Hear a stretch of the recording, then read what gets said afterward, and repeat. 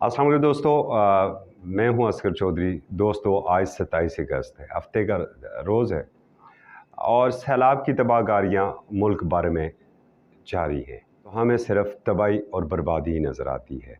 और बिलखसूस जो कल दरिया स्वात ने जो तबाही मचाई है और जिस तरह की इमारतें और होटल्स दरिया बुर्द हुए हैं, वो मनाज़र देख के सबके रोंगटे खड़े हो गए। और इस वक्त तक जो एदाद व शुमार के मुताबिक तकरीबन 982 कह सकते हैं कि चूँकि बाज़ इलाकों से आप डेटा आप तक पहुँचता नहीं है उस तरह, तो कह सकते हैं कि 1000 के लगभग जो हैं वो इंसानी जानें ज़ाया हो चुकी हैं।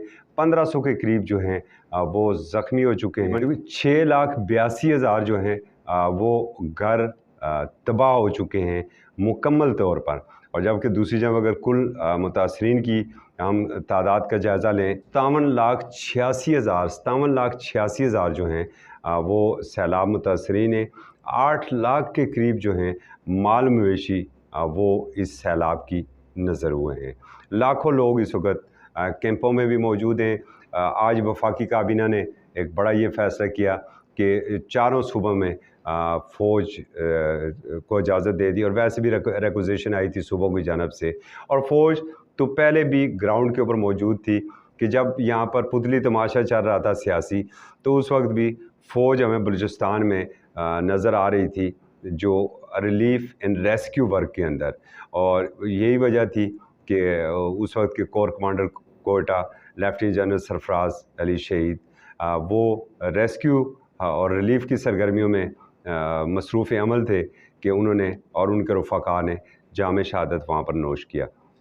तो फ़ौज तो पहले से मौजूद थी। और आप जो सिंध के हवाले से जो ख़बरें आ रही हैं कि शायद ही सिंध का कोई ऐसा शहर, ऐसा कोई गोट बचा हो जहाँ पर सैलाबी पानी ने तबाही न मचाई हो।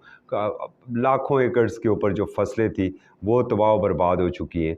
हुकूमतों को भी अब कुछ ख्याल आया है, कुछ को बैरूनी दौरों से फ़ुर्सत मिली है और कुछ को थोड़ी सी जलसों से फ़ुर्सत मिली है, और उन्होंने भी मुतासरा एरियाज़ के दौरे शुरू कर दिए हैं। और कौम, अभी भी हम यही कहेंगे कि कौम अभी तक उस तरह जागी नहीं है जिस तरह उसे जागना चाहिए था। और फिर जो 5 अक्टूबर 2005 का ज़िलज़िला था, हमने उस ज़िलज़िले को सारे को मॉनिटर किया था। कराची से काफ़िले आ रहे थे इमदादी सामान के, लेकिन आज क्या वजह है कि यहाँ से बिलखुसूस पठवार की मैं ये बात करूँगा, चूँकि पठवार अभी तक सैलाब से बचा हुआ है और सेंट्रल पंजाब भी काफ़ी हद तक महफूज है, लेकिन जनूबी पंजाब, खैबर पख्तूनख्वा, सिंध, बलूचिस्तान तबाह हो चुके हैं। तो यहाँ से क्या वजह है कि अभी तक वो काफ़िले, इमदादी सामानों से लदे वो ट्रक अभी तक उन इलाकों में रवाना क्यों नहीं हुए? ये ज़रूर हमें सोचना होगा। ये हमारे लिए भी लम्हा फ़िक्रिया है।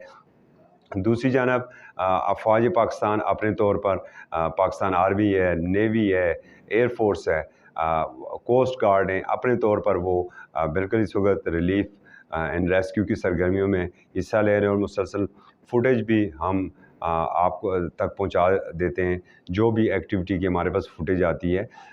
इसके साथ साथ आम पब्लिक का निकलना जो है वो बड़ा ज़रूरी है। और बिलखसूस अगर हम बात करें अपने सियासी कायदीन से, सियासतदान जिन्होंने रहनुमा, जिन्होंने हमें राह दिखानी होती है, तो वो अगर मेहरबानी करके तो कुछ अरसे के लिए जो अपनी बाहिमी लड़ाइयाँ हैं इन्हें ज़रा मौखर कर दें, 15 दिनों के लिए, 10 दिनों के लिए। और ये जो 10 दिन हैं, ये जो 15 दिन हैं, फ़ोकस सिर्फ़ और सिर्फ हमारा सैलाब मुतासरीन हो, तो यकीनन हम उन बेकसों, बेसहारों और अपने मुसीबत ज़दा जो भाई हैं, हमारे बहनें हैं, हमारे बेटियां बेटे हैं, उन तक पहुंच सकते हैं, उनके सरों पर दस्ते शफ़क़त रख सकते हैं।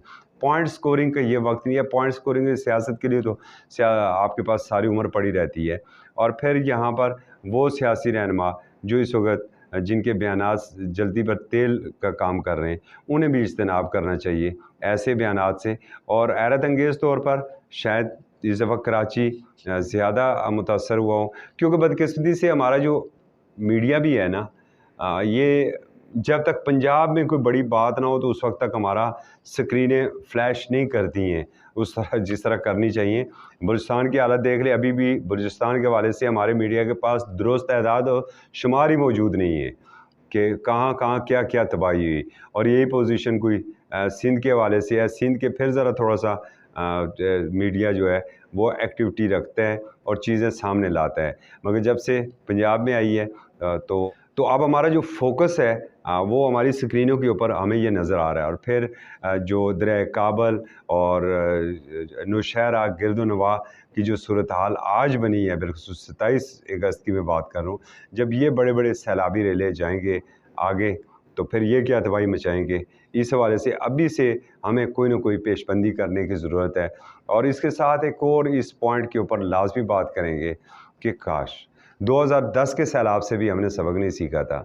آج اگر کالا باغ ڈیم یا کالا باغ جیسے آبی ذخائر ہمارے پاس ہوتے تو شاید سیلاب کی شدت کو کافی حد تک ہم کم کر سکتے تھے، مگر نہیں، چونکہ ہمیں سیاست بہت عزیز ہے، اور جب سیاست عزیز ہوتی ہے تو ہمیں ریاست عزیز نہیں ہوتی ہے، جب ریاست عزیز نہ ہو تو پھر یہی ہوتا ہے، قوم ڈوب رہی ہوتی ہے۔ آج اس وقت اگر منظم انداز میں اس وقت ورک ہو رہا ہے تو میں پھر کریڈٹ دوں گا فوج پاکستان کو، جو منظم انداز میں ورک کر رہے ہیں، اور پھر کچھ فلاحی تنظیمیں ہیں، لازمی انہیں یہ کریڈٹ جانا چاہیے کہ وہ فلاحی تنظیمیں انتہائی خاموشی سے اور منظم انداز سے، جس طریقے سے فوج کے آپ کو ایکٹیویٹی کا نہیں پتہ چلتا ہے نا، وہ کیا ریلیف کام کہاں پر اور کیسے کر رہے ہیں، اسی طریقے سے فلاحی تنظیمیں جو ہیں وہ بھی اپنی ایکٹیویٹی جو ہیں ان کی اس طریقے سے میڈیا کے اوپر نہیں آتی ہیں، سوشل میڈیا کے اوپر نہیں آتے ہیں، کیونکہ وہ خدمت کا جذبہ لے کے نکلتے ہیں۔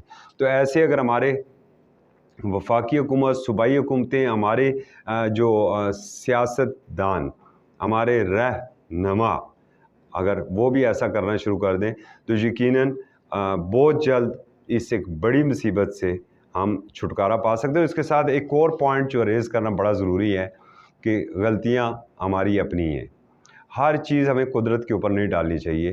جب قدرتی آبی گزرگاہوں کے اوپر قبضے ہوں گے، تعمیرات ہوں گی، تو پھر ویسے ہی مناظر ہمیں دیکھنے کو ملیں گے جو دریائے سوات کے کنارے ہمیں دیکھنے کو ملے ہیں۔ اور یہاں اسی پلیٹ فارم سے ایک تو پوری قوم سے ہم اپیل کرتے ہیں کہ سیلاب متاثرین کی مدد کے لیے وہ نکلیں اپنے گھروں سے۔ ہم خراج تحسین پیش کرتے ہیں اپنی افواج پاکستان اور اپنی وہ تنظیمیں جو نمود و نمائش سے ہٹ کے عملی کام کر رہی ہیں گراؤنڈ لیول کے اوپر، ہم انہیں خراج تحسین پیش کرتے ہیں۔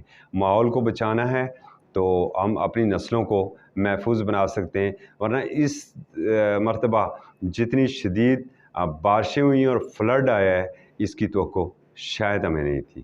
عسکر چودھری کو اجازت دیجیے، اللہ حافظ۔